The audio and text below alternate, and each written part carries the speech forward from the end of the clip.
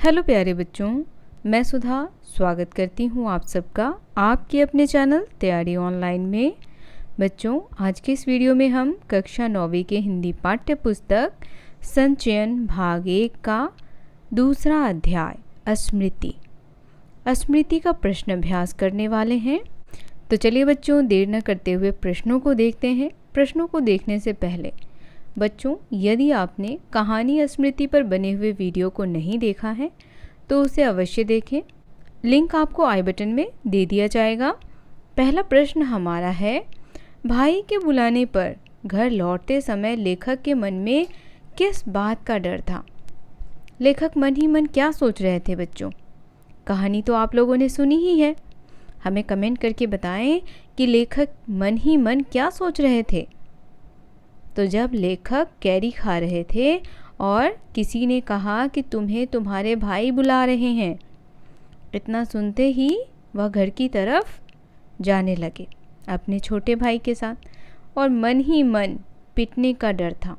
सोच रहे थे, पता नहीं अब मैंने कौन सी गलती कर दी कि मेरा भाई मुझे बुला रहा है, ज़रूर पिटाई लगेगी। तो इसका उत्तर इस प्रकार से लिखेंगे, भाई के बुलाने पर घर लौटते समय लेखक के मन में पिटने का डर था। बच्चों, कहानी बहुत ही मज़ेदार है। यदि आप लोगों ने उस कहानी को नहीं सुना है, नहीं पढ़ा है, तो सबसे पहले उस कहानी पर बने हुए वीडियो को देखिए, उसके बाद ही प्रश्न अभ्यास को करें।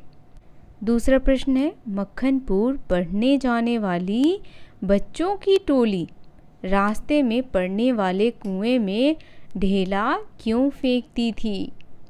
तो बच्चों, रास्ते में जो कुआं था, एक कच्चा सा कुआं था जो बहुत ही छोटा था। बच्चे उसमें ढेले यानी कि पत्थर क्यों फेंका करते थे? क्यों उसमें छोटे छोटे पत्थर फेंकते थे?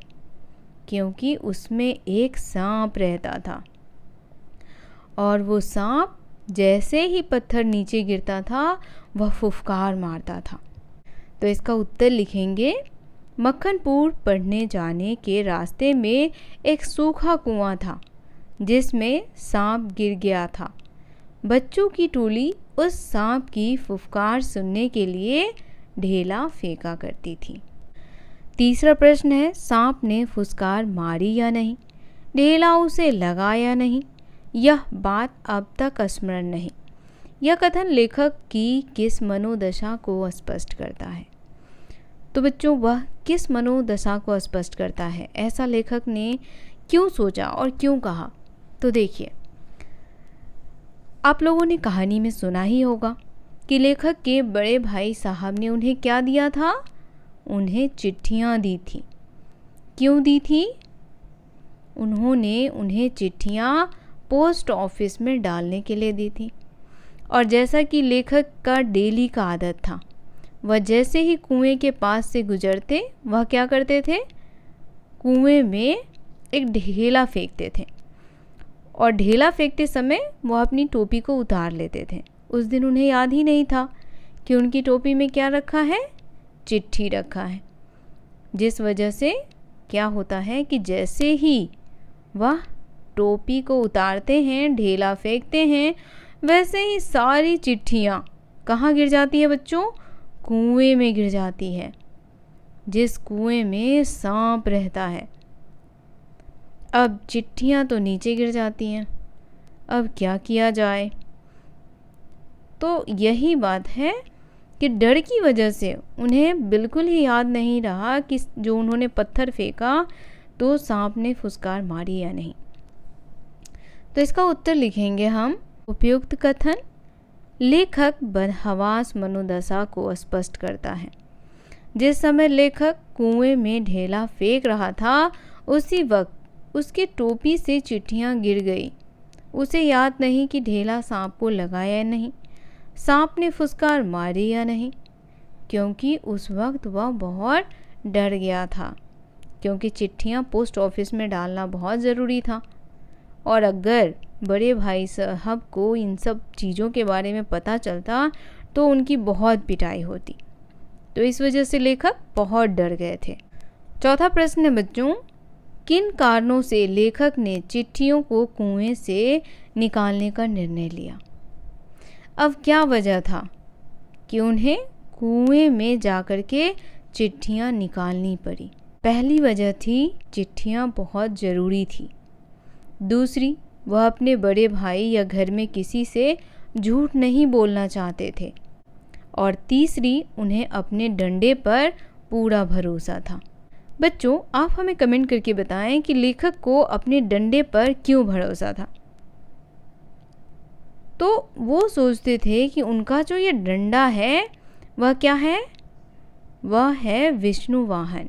विष्णु वाहन किसे कहते हैं? गरुड़ को, जो क्या करता है? सांप को मार डालता है। तो उन्होंने अपने डंडे से कई सांपों को मारा था, इसीलिए उन्हें विश्वास था कि उनके पास जो डंडा है वह उससे सांप को मार देंगे और चिट्ठियों को बाहर निकाल करके पोस्ट ऑफिस में पोस्ट कर देंगे। अब देखिए, इसका उत्तर लिखेंगे हम। चिट्ठियां लेखक के बड़े भाई साहब ने डाकखाने में डालने के लिए दी थी। लेखक अपने बड़े भाई साहब से बहुत डरते थे। कुएं में चिट्ठियां गिरने से उन्हें अपनी पिटाई का डर था और वह झूठ भी नहीं बोल सकता था, इसीलिए भी कि उसे अपने डंडे पर भी पूरा भरोसा था। इन्हीं सब कारणों से लेखक ने कुएं से चिट्ठियां निकालने का निर्णय लिया। तो बच्चों, स्मृति कहानी पर जो वीडियो बनाई गई है उस वीडियो को आप पूरा देखें। उससे संबंधित कोई भी प्रश्न या सुझाव आपके पास है तो आप अपने प्रश्न और सुझाव हमें अवश्य कमेंट करके बताएं। साथ ही बच्चों, वीडियो पसंद आ रहा हो तो इसे लाइक और शेयर करना बिल्कुल ना भूलें। 5वां प्रश्न है, सांप का ध्यान बटाने के लिए लेखक ने क्या क्या युक्तियां अपनाई? युक्तियां कहने का अर्थ है तरीका। उन्होंने किस किस तरीके से सांप का जो ध्यान था उसे बटाया? तो देखिए, उन्होंने कई तरीके आजमाए। सबसे पहले जब वह कुएं में जा रहे थे तो सांप जो है वह फन फैलाए हुए बैठा हुआ था। तब लेखक ने क्या किया कि पैर से थोड़ी सी मिट्टी खिसकाई और जैसे ही मिट्टी नीचे की तरफ गया, सांप ने उसी पर चोट की। तो कई तरीकों से उन्होंने सांप का ध्यान भटकाया। अब देखिए, इसका उत्तर जो है वह हमें इस प्रकार लिखना है। सांप का ध्यान बटाने के लिए लेखक ने कई युक्तियां अपनाई, जैसे सांप के पास पड़ी चिट्ठियों को उठाने के लिए डंडा बढ़ाया। सांप उस पर कूद पड़ा, इससे डंडा छूट गया, लेकिन इससे सांप का आसन बदल गया और लेखक चिट्ठियां उठाने में सफल रहा। पर डंडा उठाने के लिए उसने कुएं की बगल से एक मुट्ठी मिट्टी लेकर के सांप के दाईं ओर फेंकी। उसका ध्यान उस ओर चला जाए और दूसरे हाथ से डंडा खींच लिया।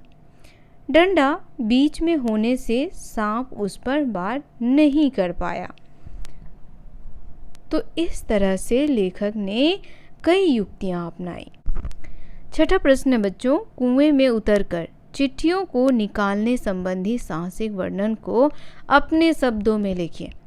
इसे आपको अपने शब्दों में बताना है कि किस प्रकार लेखक ने अपने साहस के बलबूते पर उस कुएं में उतरे और उस चिट्ठियों को सांप से बचाकर बाहर निकाल लिया। तो देखिए, अपने शब्दों में आप इसे इस प्रकार लिखेंगे। भाई द्वारा दी गई चिट्ठियाँ लेखक से कुएं में गिर गई थी और उन्हें उठाना भी जरूरी था, लेकिन कुएं में सांप था जिसके काटने का डर था। परंतु लेखक ने कुएं से चिट्ठियां निकालने का निर्णय लिया।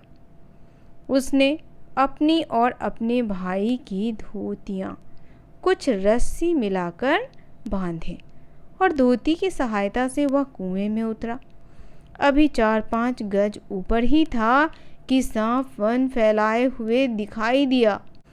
उसने सोचा, धोती से लटककर सांप को मारा नहीं जा सकता और डंडा चलाने के लिए पर्याप्त जगह नहीं था, वह बहुत ही छोटा सा जगह था। लेखक ने डंडे से चिट्ठियां सरकाने का प्रयत्न किया तो सांप डंडे पर लिपट गया। सांप का पिछला हिस्सा लेखक के हाथ से छूट गया तो उसने डंडा पटक दिया। उसका पैर भी दीवार से हट गया और धोती से लटक गया। फिर हिम्मत करके उसने कुएं की मिट्टी सांप के एक ओर फेंकी। डंडे से गिरने और मिट्टी फेंकने से सांप का आसन बदल गया। लेखक चिट्ठियां उठाने में सफल रहा। धीरे से डंडा भी उठा लिया और कुएं से बाहर आ गए। वास्तव में यह एक साहसिक कार्य है।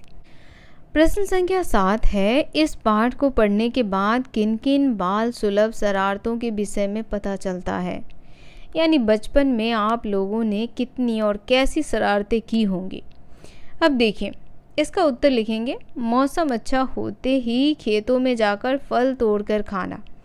अब जैसे गर्मी की छुट्टियां हो रही हैं बच्चों, तो आप लोग अवश्य अपने गांव में जाएंगे और गांव जाएंगे तो आम के पेड़ पर पत्थर मार मार करके फल तोड़ेंगे। दूसरा, स्कूल जाते समय रास्ते में शरारतें करना, वो तो आप लोग करते ही हैं। तीसरा, रास्ते में आए कुएं, तालाब, पानी से भरे स्थानों पर पत्थर फेंकना, पानी में उछालना, जानवरों को तंग करते हुए चलना, अपने आप को सबसे बहादुर समझना आदि अनेकों बाल सुलभ शरारतों का पता चलता है। तो इस प्रकार के शरारत तो आप लोग करते ही हैं, है ना बच्चों? सही कही ना? बच्चों, यदि आपका कोई प्रश्न या सुझाव है तो आप अपने प्रश्न और सुझाव हमें कमेंट करके अवश्य बताएं। वीडियो पसंद आ रहा हो तो इसे ज़्यादा से ज़्यादा लाइक करें, शेयर करें और हमारे चैनल को सब्सक्राइब कर लें। 8वां प्रश्न है बच्चों, मनुष्य का अनुमान और भावी योजनाएं कभी कभी कितनी मिथ्या और उल्टी निकलती है? का से स्पष्ट कीजिए। यानी कभी कभी मनुष्य जो अनुमान लगाता है या जो योजनाएं बनाता है वह बिल्कुल झूठी हो जाती हैं या बिल्कुल विपरीत होती हैं। तो यह क्यों कहा गया है? देखिए, मनुष्य अपनी स्थिति का सामना करने के लिए स्वयं ही अनुमान लगाता है और अपने हिसाब से भावी योजनाएं भी बनाता है। हम सभी बनाते हैं, परंतु ये अनुमान और योजनाएं पूरी तरह से ठीक उतरे ऐसा नहीं होता। कई बार यह गलत भी हो जाती है। जो मनुष्य चाहता है उसका उल्टा हो जाता है। अतः कल्पना और वास्तविकता में हमेशा अंतर होता है, क्योंकि कल्पना में तो हम बहुत सारी बातों को सोच लेते हैं, लेकिन वास्तव में वैसा नहीं होता है। काल्पनिक जीवन और वास्तविक जीवन में बहुत अंतर है बच्चों। प्रश्न संख्या 9 है, फल तो किसी दूसरी शक्ति पर निर्भर है। पाठ के संदर्भ में इस पंक्ति का आशय स्पष्ट कीजिए। तो ऐसा क्यों कहा गया है या लेखक ने ऐसा क्यों कहा है कि फल तो किसी दूसरी शक्ति पर निर्भर है? अब देखिए, मनुष्य क्या करता है? कर्म। हम सब क्या करते हैं? कर्म। हमारा एकमात्र उद्देश्य है कर्म करना, और जो कर्म हम करते हैं उस पर हमारा फल निर्भर करता है। अगर आप मेहनत से पढ़ेंगे, अगर आप पढ़ने में मेहनत करेंगे तो फल क्या होगा? आप एक सफल विद्यार्थी बनेंगे। यदि आप पढ़ेंगे ही नहीं तो आपको क्या मिलेगी? असफलता। तो कर्म क्या है? पढ़ना। और सफलता क्या है? वह आपके कर्म पर निर्भर करता है, वह फल है। तो यहाँ इस कहानी में लेखक ने अपना कर्म किया। वह कर्म था चिट्ठी को निकालना। अब वह चिट्ठी निकाल पाते, नहीं निकाल पाते, उसमें सफल हो पाते, नहीं हो पाते, यह सब उनके कर्म के ऊपर निर्भर था। इसका उत्तर लिखेंगे बच्चों, लेखक जब कुएं में उतरा तो वह यह सोचकर उतरा कि या तो वह चिट्ठियां उठाने में सफल होगा या सांप द्वारा काट लिया जाएगा। फल की चिंता किए बिना वह कुएं में उतर गया। जैसे आप लोग फल की चिंता किए बिना मन लगा करके पढ़ाई करते हो, पढ़ते हो ना मन लगा करके। तो जब आप मन लगा करके पढ़ते हो तो उसका परिणाम क्या आएगा कि आप अपने एग्जामिनेशन में अवश्य सक्सेस होगे। तो उसी प्रकार लेखक ने बिना फल की चिंता किए हुए कुएं में वह उतर गए और अपने दृढ़ विश्वास से सफल रहा। अतः मनुष्य को कर्म करना चाहिए। फल देने वाला ईश्वर होता है। मनचाहा फल मिले या नहीं, यह देने वाले की इच्छा पर निर्भर करता है। लेकिन यह भी कहा जाता है जो दृढ़ विश्वास व निश्चय रखते हैं ईश्वर उनका साथ देते हैं। तो बच्चों, हमें दृढ़ विश्वास और निश्चय के साथ जीवन में आगे बढ़ना चाहिए कि हमें यह करना है, हमें डॉक्टर बनना है, हमें इंजीनियर बनना है। तो यह सभी हमारे दृढ़ विश्वास और निश्चय के ऊपर है। हम कर्म करते जाएंगे और फल जो है वह हमें कर्म के अनुसार ही मिलेगा। तो प्रश्न अभ्यास का ये वीडियो यहीं समाप्त होता है। वीडियो कैसा लगा बच्चों, कमेंट करके बताना बिल्कुल ना भूलें। वीडियो पसंद आया हो तो इसे लाइक करें, शेयर करें और हमारे चैनल को सब्सक्राइब कर लें। आपका कोई प्रश्न या सुझाव है तो उसे कमेंट करके अवश्य बताएं। यदि आप लोगों ने स्मृति कहानी पर बने हुए वीडियो को अभी तक नहीं देखा है तो उसे देखें और ज़्यादा से ज़्यादा अपने दोस्तों को शेयर करें। मिलते हैं आपसे अगले अध्याय में, तब तक के लिए आप सभी का धन्यवाद।